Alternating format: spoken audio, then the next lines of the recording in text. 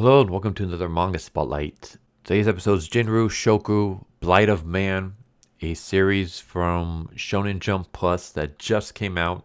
And when I say just came out, I mean it literally just came out at the time of this recording. Probably might have another chapter by the time this goes up on Monday.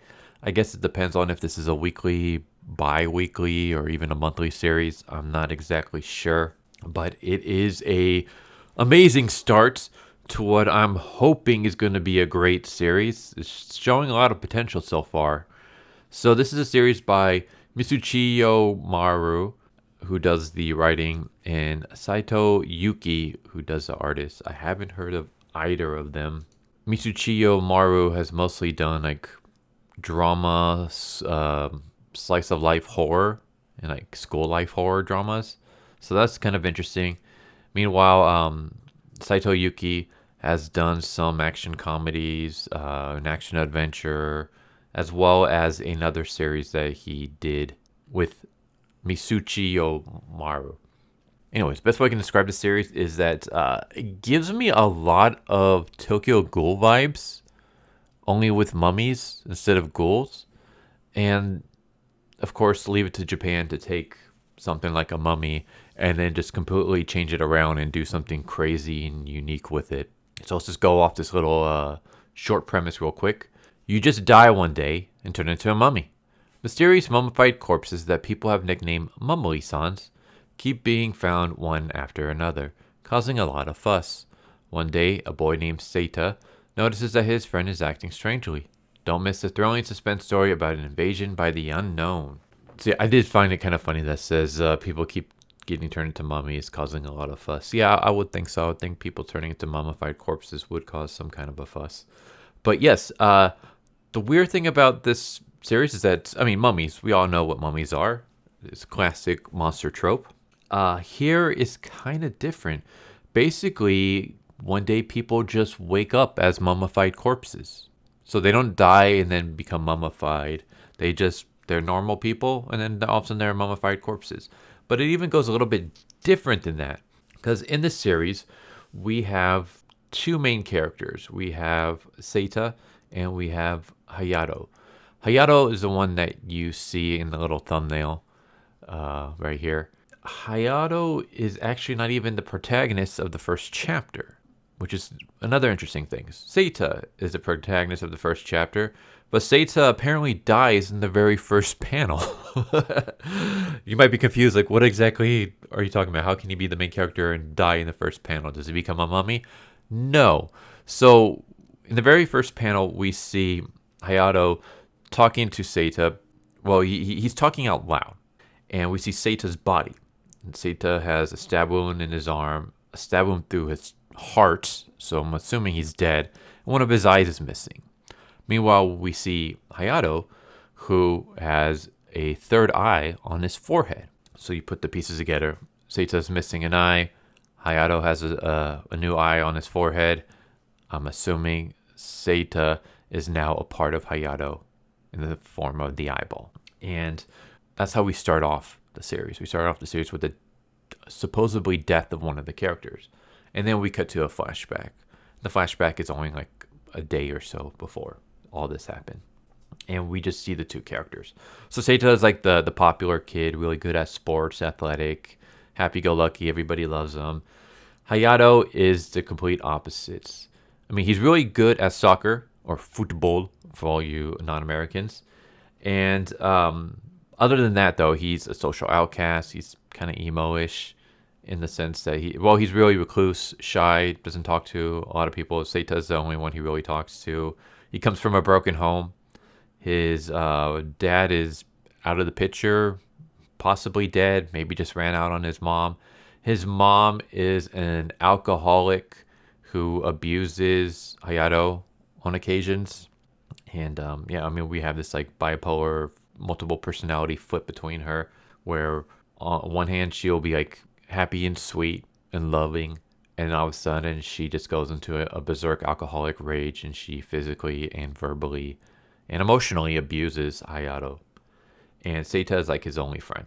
We also get another unique thing about Seita, which I'm assuming is how the eyeball thing comes into play, where Seita has the ability to see ghosts. I will say that this kind of comes out of nowhere. Like, it's just all of a sudden he just mentioned, oh yeah, by the way, I can see ghosts. And then it doesn't ever play a part again in the rest of the chapter. So I'm assuming it's going to be explained in the next chapter where we see how Hayato gets Seita's eye on his forehead. And I'm assuming that eye is going to allow Hayato to see ghosts. And maybe, this is just my theory, he's going to be able to predict when people are going to become mummies because he can like see when they're going to be mummified before it happens. This is just my guess, my theory. But yeah, we have a moment where he mentions the fact that Seita mentions the fact that he can see ghosts, and then it's just kind of forgotten about. It's like, all right, that's kind of a weird thing to throw out there. Let's see where that goes. It reminds me a lot of like Black Torch did that too, where the main character can talk to animals, but then it never really comes again, other than the first chapter. Shonen X also does kind of the same thing, where we see the main character, after he becomes a Shonen, he's able to talk to birds, and then it just disappears and never comes again until the last chapter is briefly mentioned. Like there's a scene where he talks to birds again. So it's kind of like one of those things where it's like, okay, is this going to become a thing where you're going to bring it up a lot, or is it just something that comes up and then we're just going to forget about it for most of the series? Who knows? But we also have another character named Kaori. She is obsessed with the supernatural, the paranormal, UFOs, all that kind of stuff, the occult. And so she's obsessed with the mummy incident, where people turn into mummies, called Mummily-sans. I will say that name is kind of, I don't know, maybe it means something different in Japan, but here it sounds really funny. Like, it's kind of hard to be terrified of something called Mummily-sans. Is there going to be a Mummily-chan? But she's kind of like our exposition character. She info dumps us on what's going on. And basically it's this weird thing, phenomenon where all of a sudden people just turn into mummified corpses out of nowhere. And there's no explanation for why it happens. They just turn into mummified corpses, and usually they kill like their loved ones and family. And even later on, we get the fact that even the family members don't recognize them becoming mummified corpses. And you may be wondering, well, how the hell can you not recognize a loved one becoming a mummy? Do they not look like mummies in this? They do, as you can see from the thumbnail. They look horrifying in a good way. But basically, we find out that while they are mummies, they can also look normal. So Hayato's mom becomes a Mummily-san. And we see a moment where she looks completely normal. She's leaving to go to work. Hayato is staying home from school because he's sick. And as she's walking, she passes by Seita, and she looks like a corpse. But then later on, when Seita goes to visit Hayato at his home and she arrives, she looks completely normal. So it's this thing where I guess they can change their appearance. Because, I mean, it's able to fool Seita at first, and Seita has the power to see ghosts. So I'm kind of interested to see where this is going with that. But eventually what happens is Hayato doesn't show up to school for a few days. Seita starts getting worried. He goes to see Hayato at his house. And Hayato's like, no, everything's fine. You got to get out of here before she comes back. And he like, grabs his hand and kind of pushes him away and slams the door on Seita. And Seita leaves. And that's when he's like, I feel like something's wrong. But Hayato has never asked for help in his entire life. Like, ever since I've known him, all the troubles he's gone through, not once has he ever asked for help. So maybe I should just not help him this time as well, because he didn't ask for it. And that's when he feels something in his hand. He looks down, and it's a little note that Hayato had passed to him that says, help me. And of course, Seita's like, damn it. Like, the one time Hayato asked me for help, and it's dealing with the Mummily-san. So Seita goes back to Hayato's house, where Hayato brings him in, closes the door behind him, and locks the door. And we see that Hayato is being mind controlled by his mom, who is a Mummily-san, and she approaches Seita with a knife. And that's kind of how the chapter ends. So we're getting kind of pieces of what's going on with the Mummily-sans. Basically, they just seem to infect people out of nowhere. Maybe it has something to do with emotions, because Hayato's mom is a drunk. So maybe it's just like negative emotions will cause Mummilies, but we don't really know for sure. But just people become Mummilies all of a sudden. They're able to look like mummies, but also able to look like regular people. Whether it's an on-off switch, whether they're able to control that or not, who knows. And it seems like they might also have the power to control people, or at least their loved ones, because Hayato's mother was able to control him. And then, yeah, I mean, we get the spoil that Hayato's mom is going to eventually stab Seita, most likely kill him, probably rip out one of his eyes, and Hayato is going to end up getting that eye on his forehead. And where that goes, who knows? We're going to find out. But I will say it's really good so far. Like, I was really interested. It had me hooked the entire way through. The artwork is unbelievably good. Like, I freaking love the artwork. It's, even for the mummies, they look so freaking good. Like, oh my god, it looks so good.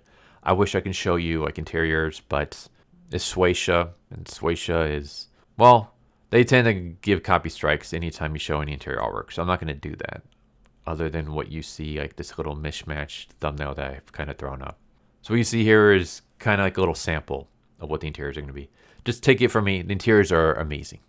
So yeah, I'm also kind of interested, like, we're getting a shonen horror story, and the characters are 11 years old, so I'm assuming they're not really going to be battling these Mummily-sans, as in physically fighting them.